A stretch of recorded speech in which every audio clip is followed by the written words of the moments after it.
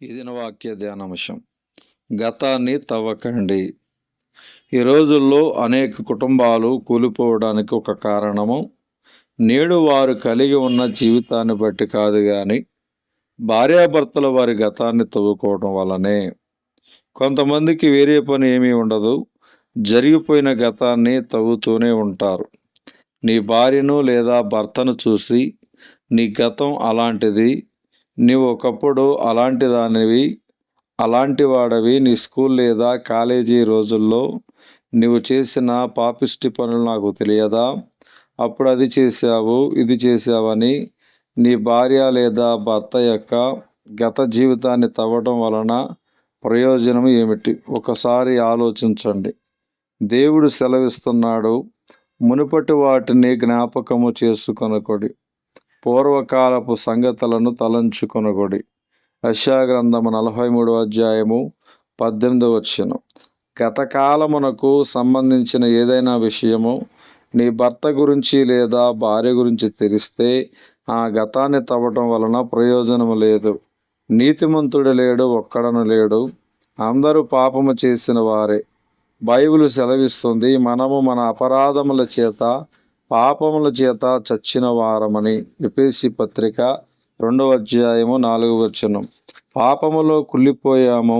అటువంటి మనలను పరిశుద్ధులుగా తీర్చడానికి యేసుక్రీస్తు ఈ భూలోకమునకు రావలసి వచ్చింది. సిలువలో తన రక్తమంతటిని చిందించవలసి వచ్చింది. మనకందరికీ గతాలు ఉన్నాయి. ఆ గతము మంచిది కాదు, పాపిష్టిది, కుళ్ళిపోయిన వాటిని చెత్తబుట్టలో వేస్తాము. కేవలం పిచ్చోళ్ళు మాత్రమే చెత్త కుండీలోనివి వేరుకుంటారు. మరలా దానిని ఎవరైనా బయటికి తీస్తారా? భార్య లేదా భర్త యొక్క గతము చెడిపోయినా కుళ్ళిపోయిన గతమును నీవు తవ్వుతున్నట్లయితే పిచ్చే కదా. యేసుక్రీస్తు తన విలువైన రక్తముతో మనల్ని కడిగి పరిశుద్ధపరిచి నీతిమంతులుగా తీర్చాడు. మన గత జీవితం అంతా కొట్టివేయబడింది. దేవుడు అంటూ ఉన్నాడు, నేనే నా చిత్తానుసారముగా నీ అతిక్రమములను తుడిచివేయుచున్నాను, నేను నీ పాపములను జ్ఞాపకము చేసుకొనను. యెషయా గ్రంథము 43:25. రక్షించబడిన నీ భార్య లేదా భర్త ఆ యొక్క అతిక్రమములంటిని దేవుడు క్షమించి తుడిచివేసి ఉన్నాడు.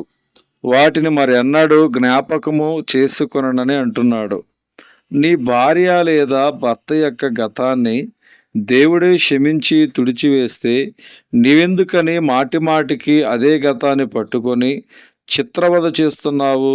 దేవుడే మరిచిపోయిన దానిని నీవెందుకు గుర్తుకు తెస్తున్నావు? Stop thinking about past.